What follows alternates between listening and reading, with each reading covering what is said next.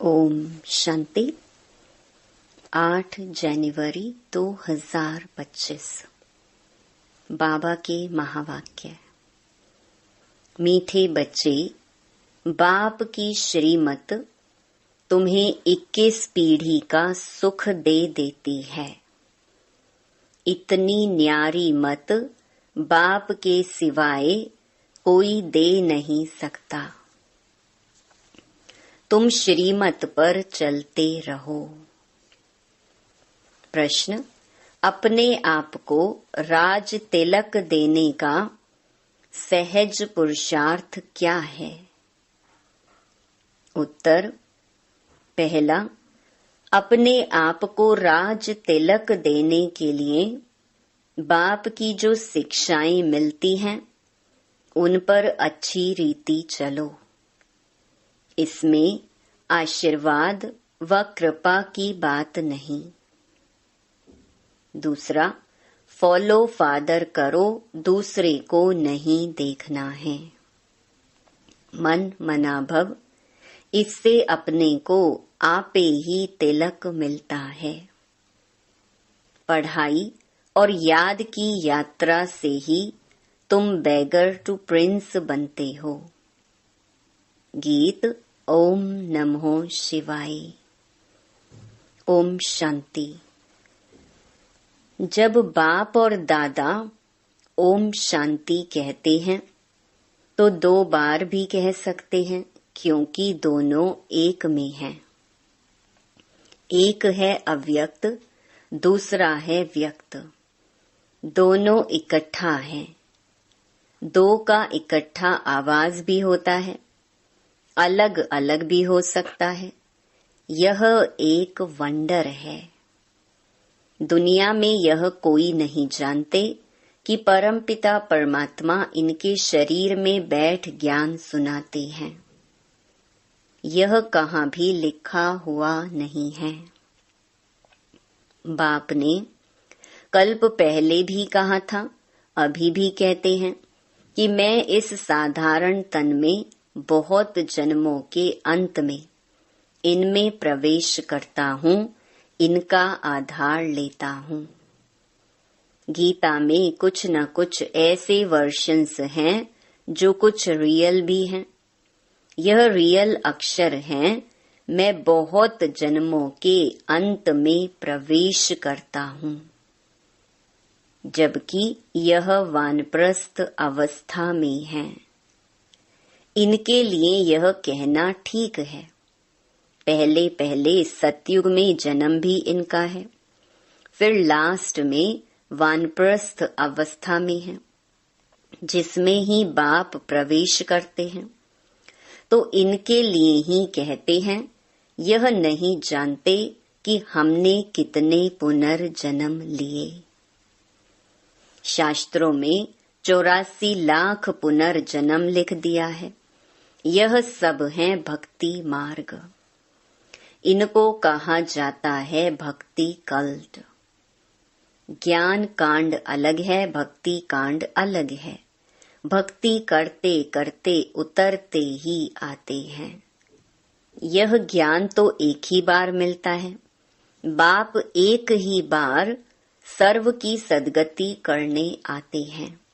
बाबा आकर सबकी एक ही बार प्रारब्ध बनाते हैं, भविष्य की। तुम पढ़ते ही हो भविष्य नई दुनिया के लिए।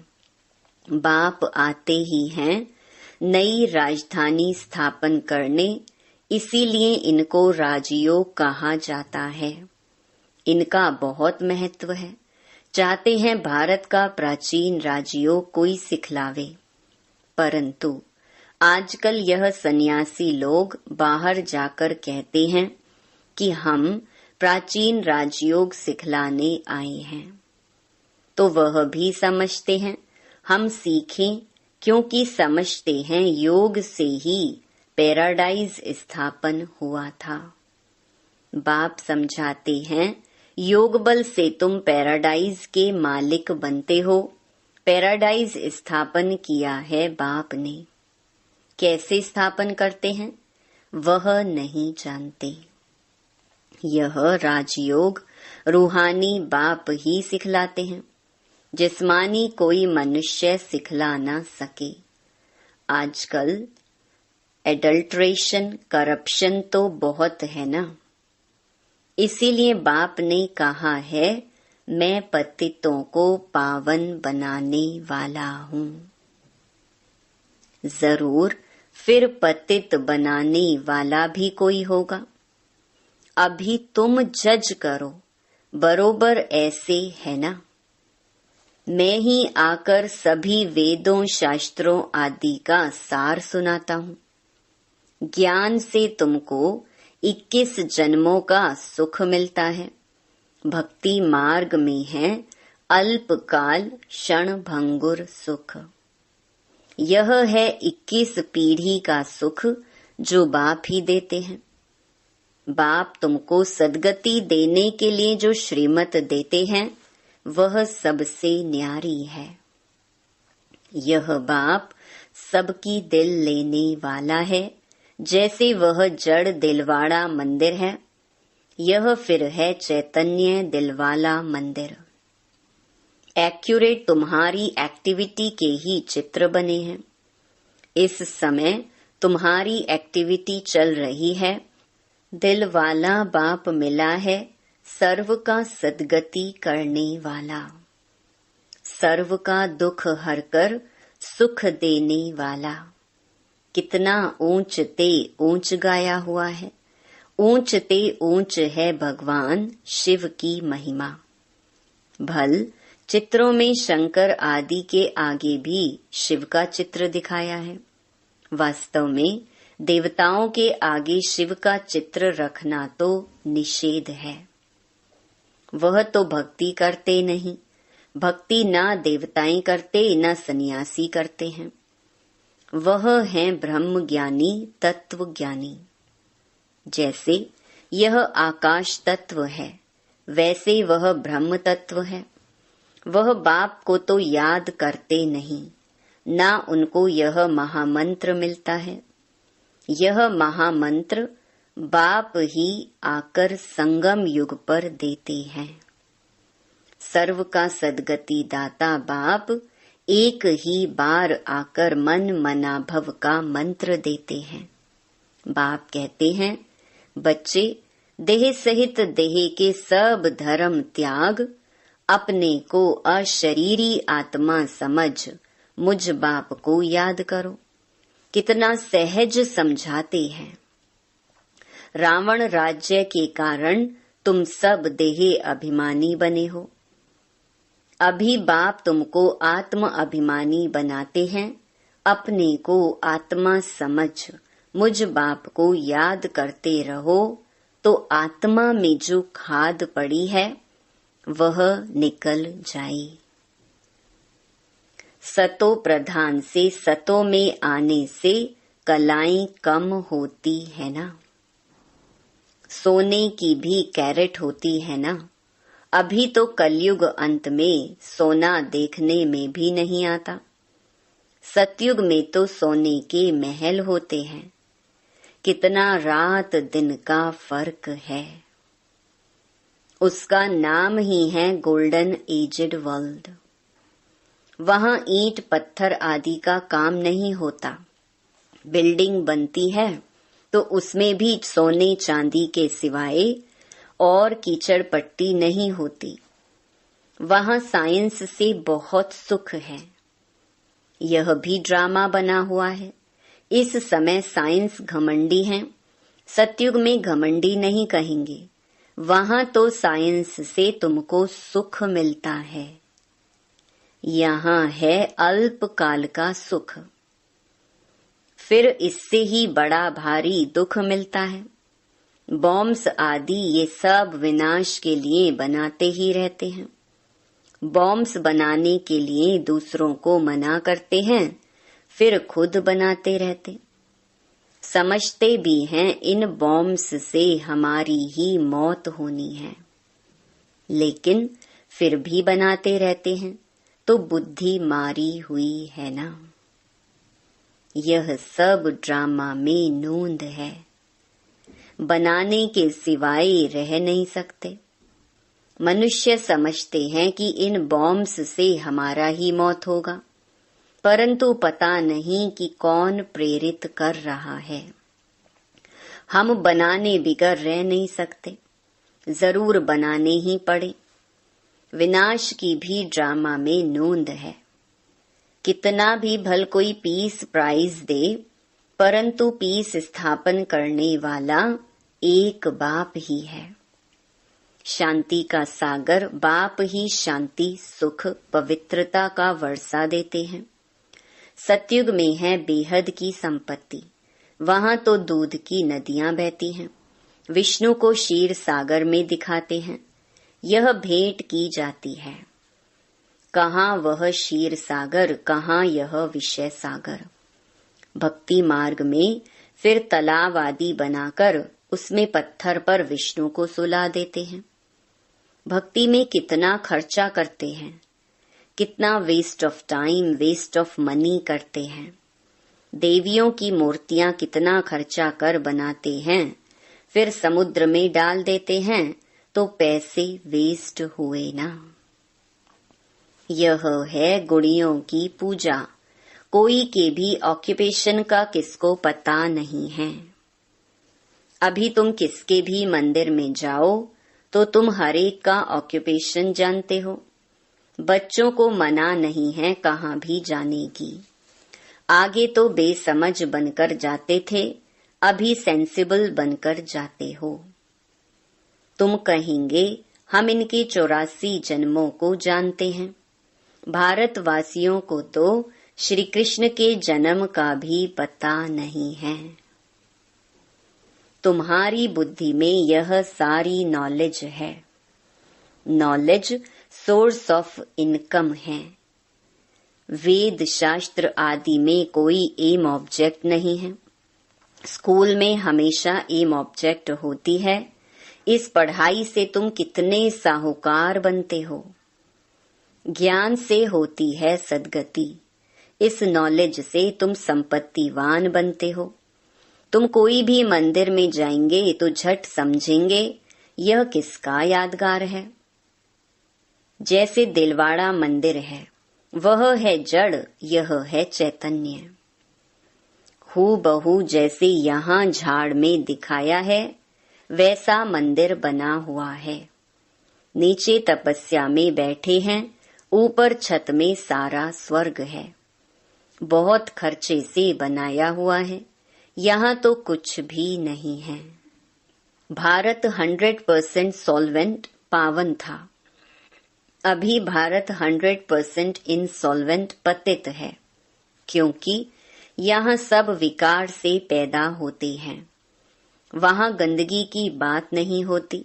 गरुड़ पुराण में रोचक बातें इसलिए लिखी हैं कि मनुष्य कुछ सुधरे, परंतु ड्रामा में मनुष्यों का सुधरना है नहीं।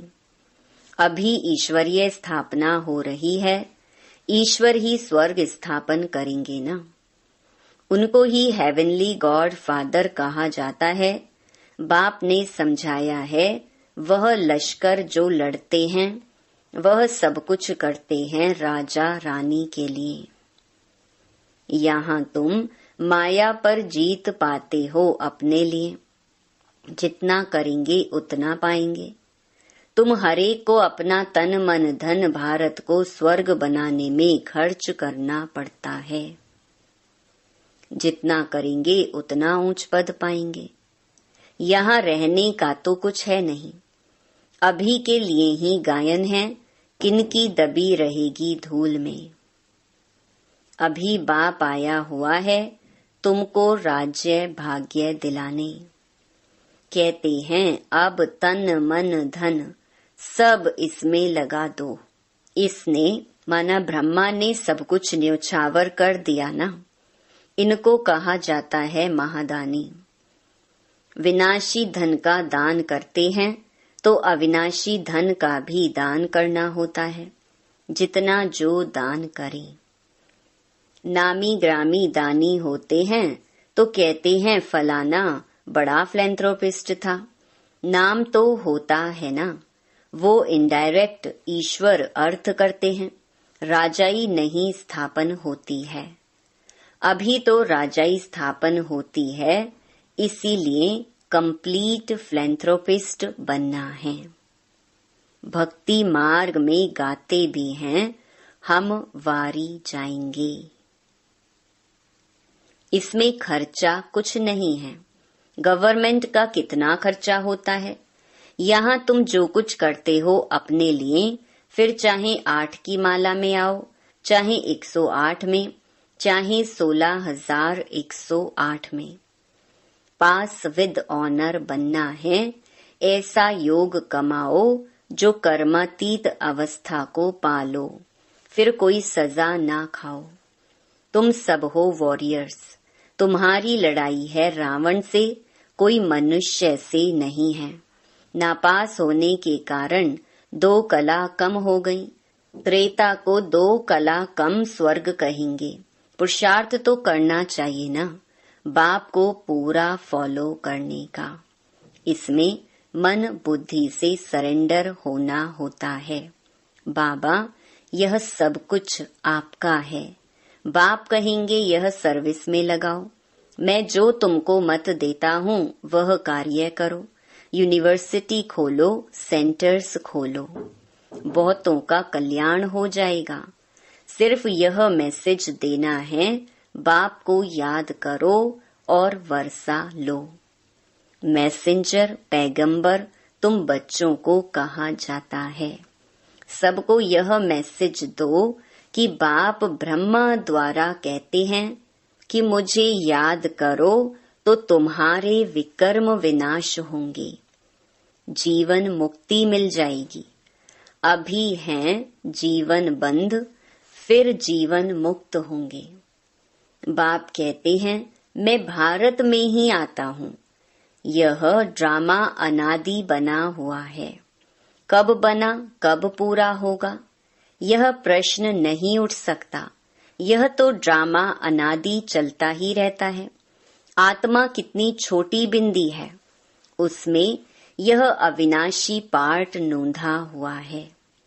कितनी गुहिया बातें हैं। स्टार मिसल छोटी बिंदी है। माताएं भी यहाँ मस्तक पर बिंदी देती हैं। अभी तुम बच्चे पुरुषार्थ से अपने आप को राज तिलक दे रहे हो। तुम बाप की शिक्षा पर अच्छी रीति चलेंगे तो जैसे कि तुम अपने को राज तिलक देते हो।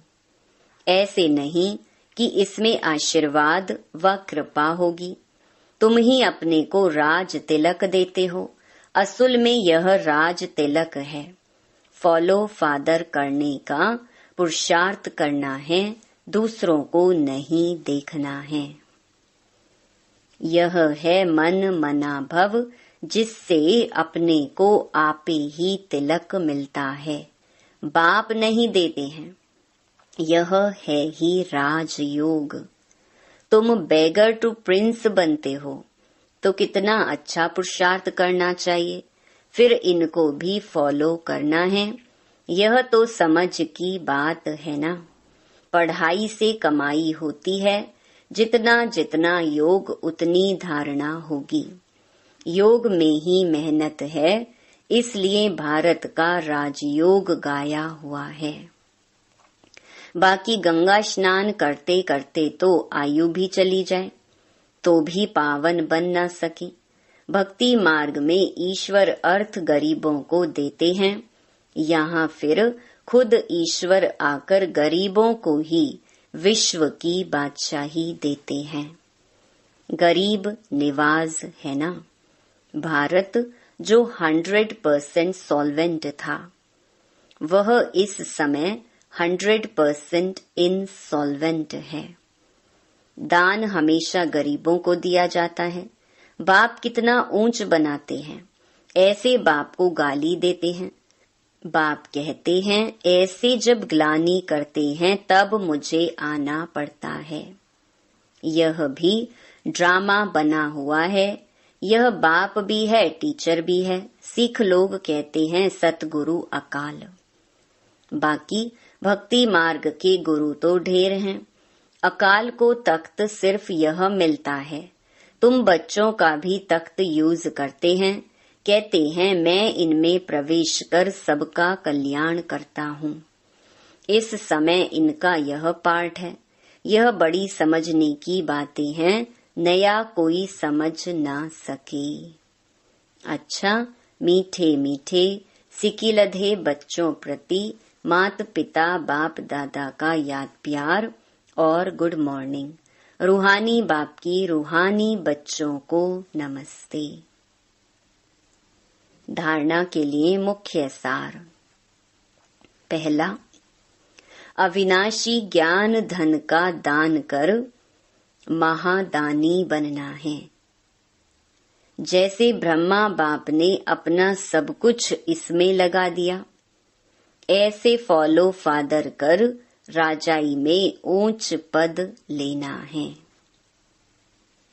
दूसरा, सजाओं से बचने के लिए ऐसा योग कमाना है जो कर्मातीत अवस्था को पाले।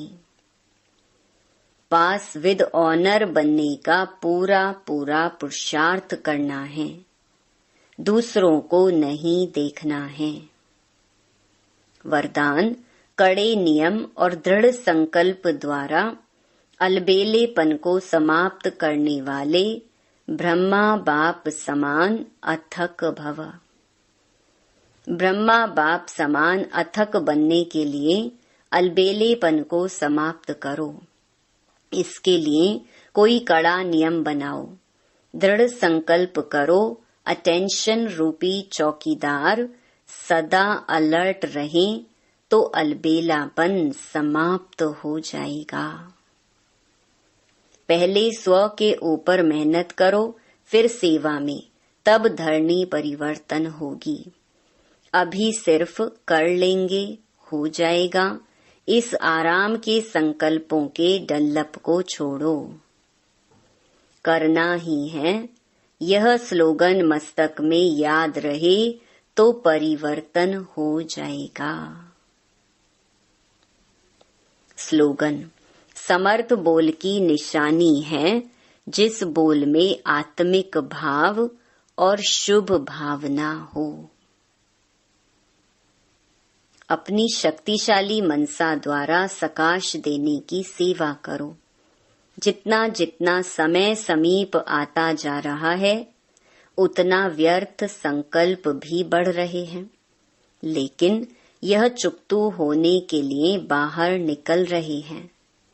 उन्हों का काम है आना और आपका काम है उड़ती कला द्वारा, सकाश द्वारा परिवर्तन करना। घबराओ नहीं, उसके सेक में नहीं आओ। अच्छा, ओम शांति।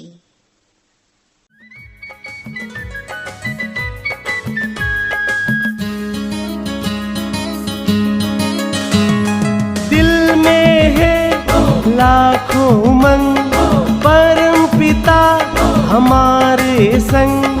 दिल में है लाखों उमंग, परम पिता हमारे संग। आँखों में हमारे ख्वाब प्यारे प्यारे, आँखों में हमारे ख्वाब प्यारे प्यारे। स्वर्ग है बनाना इस जग को यहीं। दिल में है लाखों उमंग, परम पिता हमारे संग।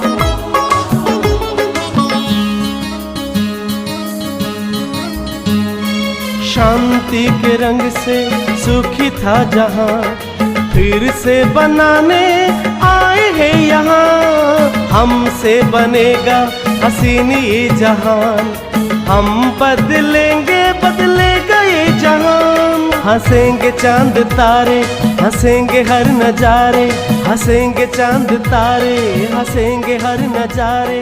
इतना सुंदर